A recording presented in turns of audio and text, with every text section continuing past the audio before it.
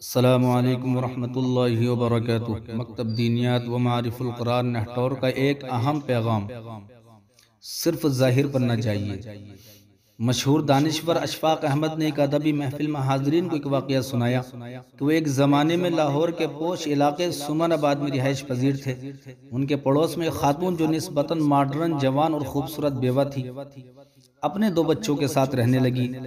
उसके घर चंद मर्द हजरात का बाकायदगी के साथ आना जाना था, जबकि वो जदीद मलबूसात ज़ेबतन करती और तेज खुशबू का इस्तेमाल भी करती थी। ताहम वो अपने घर में ज्यादातर आराम ही करती थी।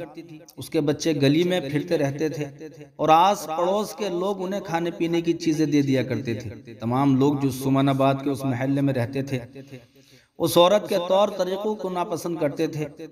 इलाके में रहने वालों को उसके बारे में जानने का तजस्सुस था कि आखिर ये अकेली औरत यहाँ रहती क्यों है, उसके घर में आने वाले मर्द हजरात कौन हैं, ये कोई नौकरी भी नहीं करती, उसका गुजर बसर कैसे होता है। लेकिन उन्हें कोई सिरा हाथ नहीं आ रहा था।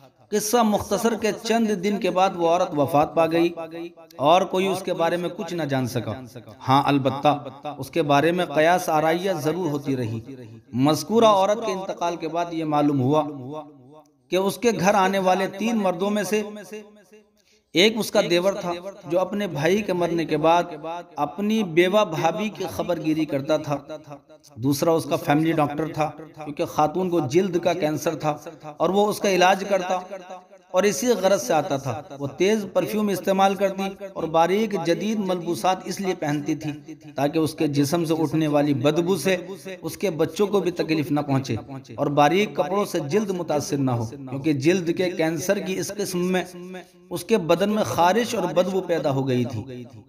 इसी तरह तीसरा आदमी जो उस औरत के घर बाकायदगी से आया करता था वो उसका वकील था, जो उसके मरहूम खाविंद की जानिब से जो भी जायदाद या रुपया वगैरह था इस हवाले से मालूमात देता था।